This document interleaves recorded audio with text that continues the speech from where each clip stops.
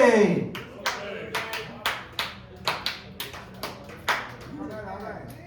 How y'all folks doing? They must have let them out the nursing home over there. Nah, y'all probably in? Hey, look at the floor. It's probably a crack in the floor over here. Shit, hey, who the oldest over there? Huh? Because I think I'm the oldest down here in the basement. I'm the oldest down here in the basement. I'll be 71 this year. But see, I smoked crack for 29 years. So I don't know what y'all talking about, but like I said, June of this year, I'll be 71 years old. I look good as a motherfucker. And still move good as a motherfucker. You know what I'm saying? Shit, my oldest daughter, 52. Yeah, oh hell yeah. So there's some crazy ass shit. Hey, look, so how many of y'all out here on the date tonight? Ain't nobody on no date tonight, goddamn. So there ain't gonna be no dick at the end, huh? That's gonna be fucked up. I met a young girl. I met a young girl, goddamn, she had on so much goddamn makeup and shit here. I thought I might be getting the dick at the end. I don't know what the fuck was going on. But I mean, because look at the world that we live in now today. Everything is made up. You know, you got the guys that's getting longer hair than the women. Is this a hair contest? I don't know, but it's fucked up. But anyway, yeah, I'm Lil Daddy, y'all. For y'all that don't know me, I'm the titty man. Yeah, I love some big ass titty with a good ass coochie. Hey, everybody want coochie. Some men want coochie so bad they having surgery just to get one. You think I'm bullshitting? That's Caitlyn Jenner. Yeah, I like cheese, but I ain't no red. I like pussy, but not like that. But no, because the other day, I used to work for this company called Provider Ride. The other day, I'm driving the car, and yeah, I work for Provider Ride. I'm driving, and this Jeep pulled up past me, had pink eyelashes on it.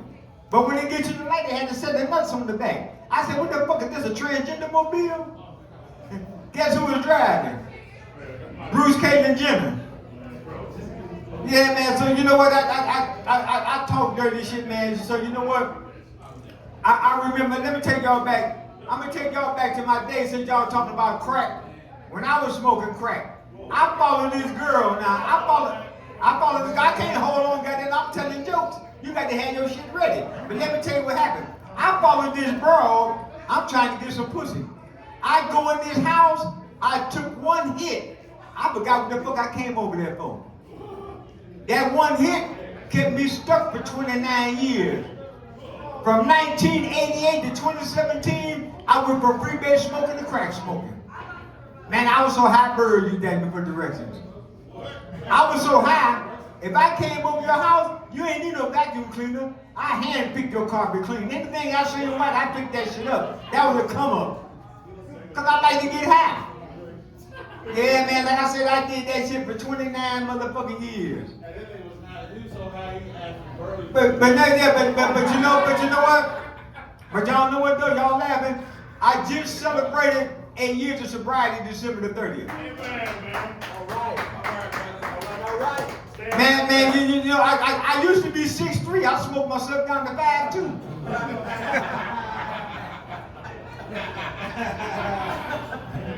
But anyway, y'all, you know what? So by me being sober, I had to go to this program. And I went to this program that said if you want to stay sober, you got to change your people, places, and things. And the first thing you want to do is get rid of your drug dealer's phone number. Man, I ain't talked to my daughter since. But that's a real shit. Me and my daughter still ain't talking now today. See, I'm telling real shit because that's how I live. But look at me. I'm 70 years old, look good as a motherfucker. I made it.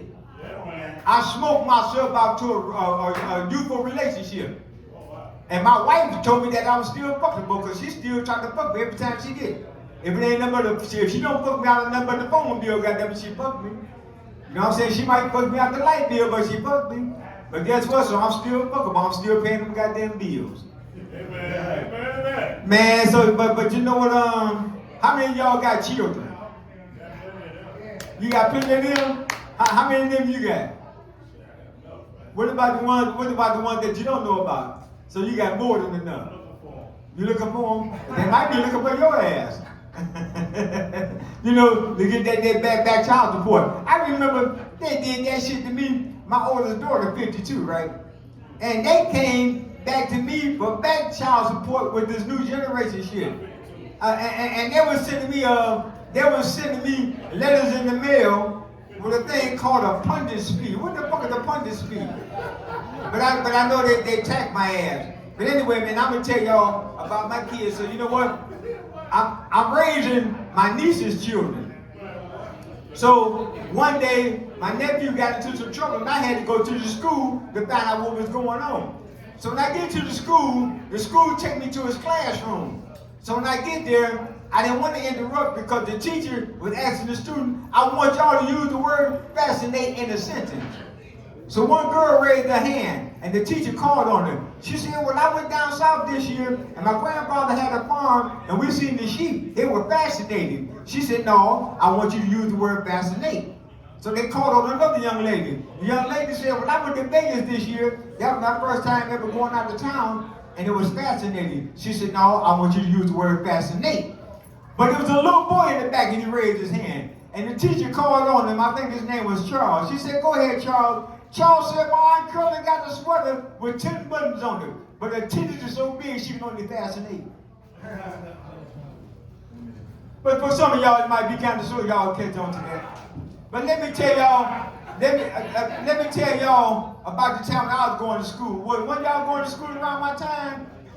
So back in my day, when I was going to school, the teacher would ask you certain like questions. They would say like, what's the most important punctuation mark? And I said the period. So the teacher said, can you explain? I said, well, I don't know. But when my sister missed hers, my mom fainted. My dad got mad, and the next door neighbor moved out of town and never returned. So now my sister on the Maury show trying to find her baby daddy. So I'm gonna take y'all to my white friends. How I got white friends. It's always good to have white friends. And I got a white friend that I work with, and we always talk about religion. So one day he told me I need to come to his church. So I get all suited and booted and dressed up and everything, and I go to his church.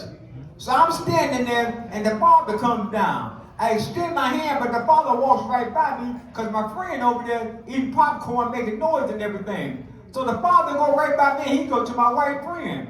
And all I know was I seen him do like this here, and then he walks off. So I go to my white friend, I said, man, I'm cleaning everything. The father walks right by me. How did you get the father to bless me? He said, man, he ain't blessed me. He said, you pick up that popcorn and get these two fuckers out of here. That's my time, y'all. Give it up for Edmore. Give it up for Antonio, the host. Thank y'all. Hey, y'all, give it up for Lil Daddy, man.